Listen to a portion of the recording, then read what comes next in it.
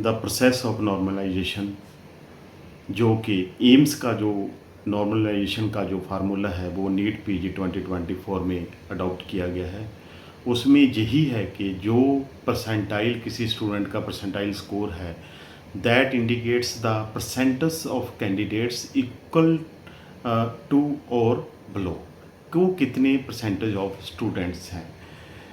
Second, in each shift the topper has equal percentile that is 100। जो topper है उसे 100 percentile मिलेगा।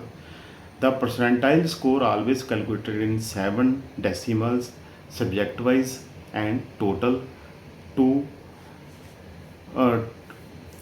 To eliminate the affect of bunching and ties. जो bunching and ties का effect पड़ता है उसे रोकने के लिए 7 डेसिमल्स में ये रिजल्ट है जो प्रिपेयर किया जाता है।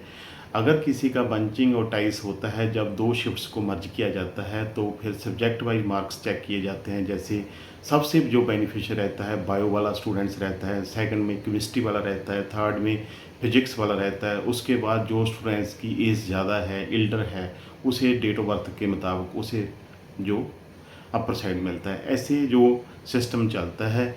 नॉर्मलाइजेशन में अगर किसी स्टूडेंट्स का जो परसेंटाइल स्कोर 90 है तो इसका मतलब है कि 90% स्टूडेंट्स आर इक्वल टू और below the candidate that I examine.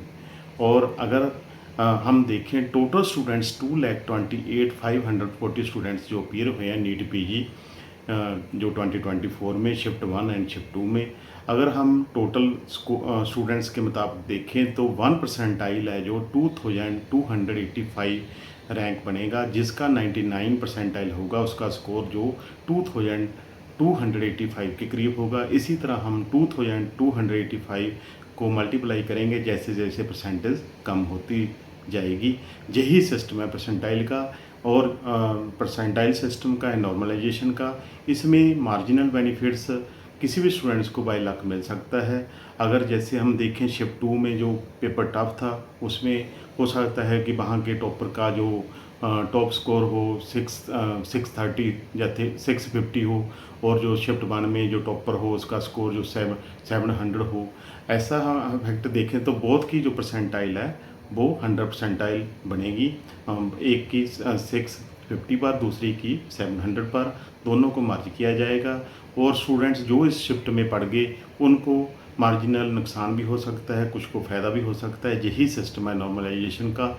और कोई भी पेपर जो हमारे जो कंट्री में हो रहे हैं, सभी जो पेपर है चाहे वो आप जेई मेंस का हो, जेई एडवांस, जैसे जेई एडवांस तो एक शिफ्ट में ही होता है, और दूसरे जो पेपर्स हैं सभी जो पेपर का जो मर्ज होते हैं वो नॉर्मलाइजेशन के मुताबिक ही होते हैं, क्योंकि नए रिजल्ट नहीं बन सकता। तो होप कि आप सभी का अच्छा एक स्कोर आएगा, चाहे वो नॉर्मलाइजेशन का फार्मूला हो। और रिजल्ट होप कि टुडे और विद इन 1 और 2 डेज़ रिलीज़ हो जाएगा। जैसे प्रीवियस प्रैक्टिस है कि जो रिजल्ट है वो विद इन 7 to 10 डेज़ पहले आते रहे हैं। उम्मीद है कि आज हो जाए और टुमारो हो जाए या विद इन 10 डेज़ आपका रिजल्ट